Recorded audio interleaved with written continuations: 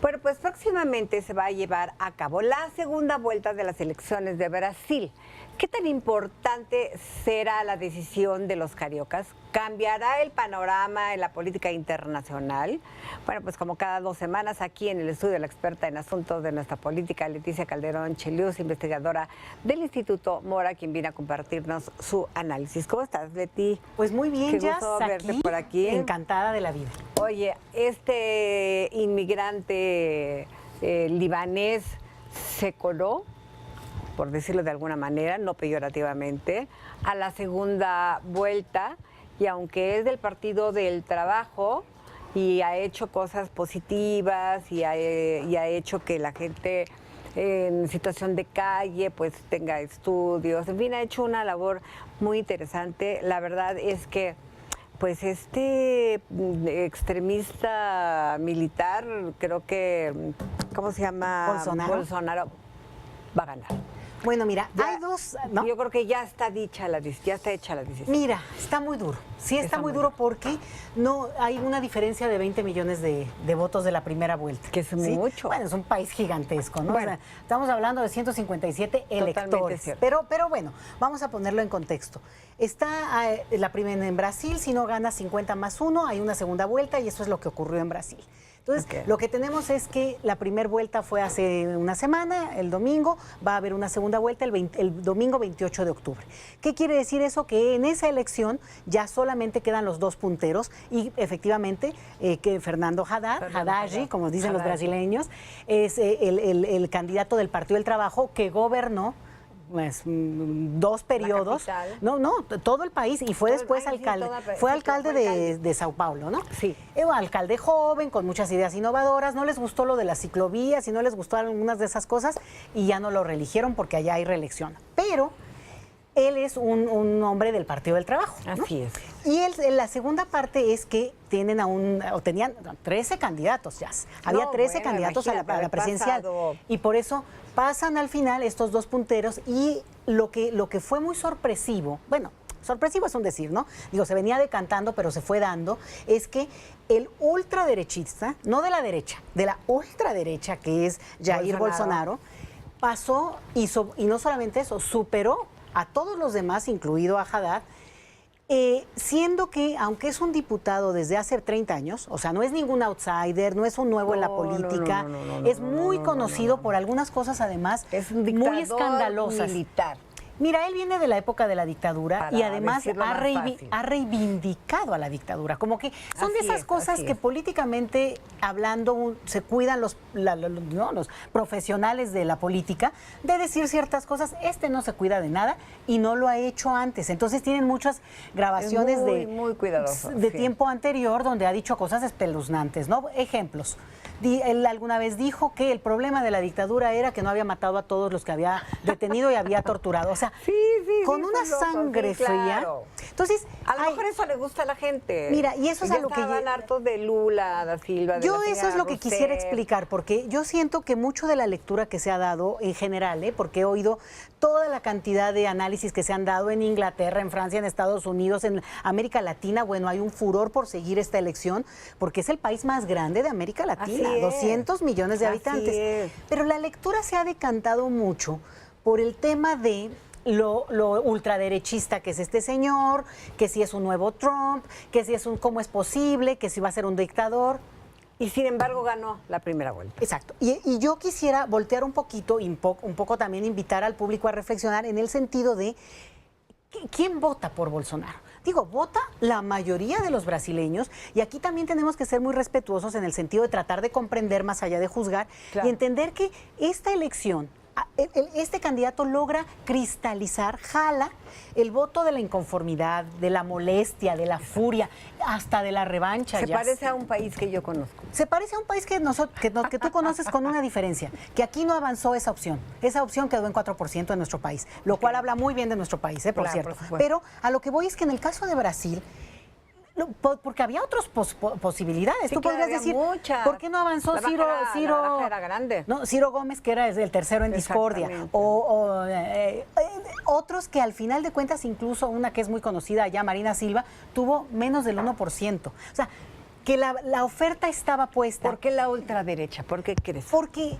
no es solo porque sea de ultraderecha, sino porque este candidato cristaliza en cierta forma esta imagen del hombre macho, cowboy, valentón, que él dice, y no dice mucho, tampoco creas que dice demasiado, que va a detener el tema de la seguridad, o sea, va a entrarle al tema de la seguridad, que no va a ser corrupto, y como no le tiene no lo conocen por una cuestión de corrupción, aunque ha estado siempre en el poder, pero no tiene un caso específico de corrupción, bueno, ya sus simpatizantes lo pintan como hiperhonesto, hiperleal, hiperdecente. Incluso cuando él ha dicho cosas horrorosas de las mujeres, la gente, las mujeres incluso lo justifican. Lo mismo que pasó con Trump.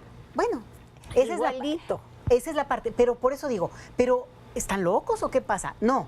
Lo que aquí ocurre es que hay estos candidatos que al final de cuentas logran atraer a ese electorado con varios otros elementos. En Brasil es muy fuerte la población y el electorado evangélico. Exacto. Y ese electorado está muy a favor, muy en contra del Partido del Trabajo y muy a favor de este candidato, en especial de este. Ese es un dato que es muy importante. Luego el otro es que hay una cuestión, bueno, todo el antipetismo del PT. Y aún así hay que decir que tanto Haddad... Que es lo que representa a Fernando Haddad, que Haddad representa a Dilma Rousseff... Y a Lula y al Partido del Trabajo. Yo creo que ya están hartos de eso, Los dos candidatos tienen, los más altos niveles de rechazo. Entonces, ¿quién va a ganar en esta elección? El que tenga el menor nivel de rechazo, no el que tenga más votos. No, claro, por supuesto. ¿Me entiendes? Por ahí va la cosa. Así es. ¿Qué impacto va a tener en América Latina que gane la ultraderecha? El gran debate ahora... Porque estamos llenos de populistas, de presidentes populistas en toda esa... Bueno, mira, yo querría decir, bueno, lo de populismo hay que tener mucho cuidado, porque una cosa es la izquierda, la derecha. La izquierda. Vamos a dejarlo en izquierda. Y además, yo decía hace rato, ¿no? También en esta cosa de al final de cuentas, pues, más allá de la crítica que pueda haber, pues, nosotros lo vemos, y bueno, yo personalmente lo veo y me parece horroroso, pero quiero decirlo desde una cosa más fría y de análisis, que obviamente responde a una parte del electorado. La otra mitad, y estás hablando de millones de votantes, están aterrorizados de que él gane, porque además ha sido explícito en términos también de propuestas económicas muy, muy encimita, pero que las ha dicho abiertamente. Para América del Sur, para todo lo que es el Mercosur, pues hay una preocupación muy seria en términos de cuál va a ser la dinámica que se va a mantener entre estos países, sobre todo Uruguay y Argentina. Y Argentina en plena crisis, con un presidente pues de la derecha, ¿no? Macri. Entonces hay una situación de crisis en ese país. Luego, ahora tenemos que Brasil es un aliado natural para México. Sería, digamos, el hermano amigo que podría ser la comparsa para México. Exacto. Y tener muy buena relación en términos de abrirnos a un mercado, tener mucho más flujo, intercambio. Entonces, con un nuevo candidato que sería contrario al que será nuestro nuevo presidente, bueno, vamos a ver cómo fluyen las cosas, de qué manera nuestra área de relaciones interiores, relaciones exteriores, logra manejar esto con sutileza, un poco como está tratando de hacerlo con Estados Unidos, que también ahí está fuerte la cosa, pero digamos que no es el escenario ideal, por lo menos en términos de imaginario, que a veces uno cree que va a funcionar y tampoco. Ahora, lo que tú dijiste es cierto. Hay una diferencia de 20 millones de votantes, y sin embargo es un país enorme. ¿Por qué la gente no salió a votar? No, la gente sí votó, y además en Brasil... Si haces la diferencia entre la población que hay y la gente que verdaderamente quiere cambiar a su país, a lo mejor la segunda vuelta va a ser totalmente diferente. Mira, bueno, eso es lo que desean muchos. Hay que ver cómo se puede poner interesante. Ya está cantado el triunfo de... Bueno, son dos cosas, ¿no? Una que puede cambiar y otra que ya está cantado. Bueno, primero, en Brasil la elección es obligatoria. Así es. Si no votas, tienes sanciones mínimas, pero sí afectan y sí molestan y sí como que le ponen trabas a los ciudadanos que luego se las quieren ahorrar. Tienen que justificar su ausencia. Entonces, hay una bastante alta presencia considerando que el voto es obligatorio y considerando, por ejemplo, respecto a las democracias que no tienen, como la nuestra, que no tienen voto obligatorio, pues mucho más alta. Se espera que en la segunda vuelta efectivamente el voto sea mucho más alto que en la primera y eso podría modificar un tanto los rangos. Y es un hombre emotivo, ¿no? Es un hombre sentimental, es un hombre... No. Es un tipo, es un populista, como tú decías. Es un tipo que justamente, ¿qué crees que está haciendo ahora? Sí, Jugando claro. mucho con los medios de comunicación. Con Mira, los te voy a dar un sentimientos, dato. La parte sentimental, ¿no? Te voy a dar un dato que, bueno, A los ver. brasileños lo hacen, ¿eh? Los brasileños lo hacen y son unos genios para la política pública. Te voy a dar un dato que es central.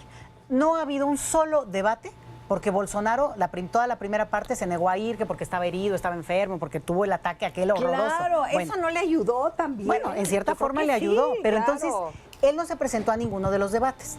Pero ahora en la segunda vuelta no es obligatorio que asista, pero se esperaría que un candidato quisiera confrontar sus ideas, ¿no? Claro, Pero lo que por ha supuesto. pasado es que él se ha negado a ir a todos los debates que ha habido hasta ahora, tendría que haber mínimo 6, y entonces incluso lo están retando. Estas 2 semanas van a ser muy agresivas, Decisivas, claro. porque lo están retando mucho a decir, bueno, ¿por qué no quieres debatir?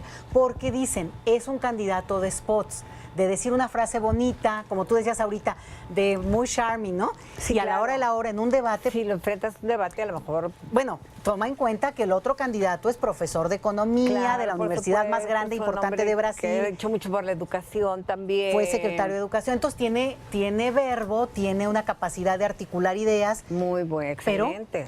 el caso es que si él no quiere presentarse a debatir, pues vamos a ver si tiene algún costo político. Pero desafortunadamente No creo. lo que sí les puedo decir ahorita es que la intención de voto se perfila para que él pudiera ganar holgadamente.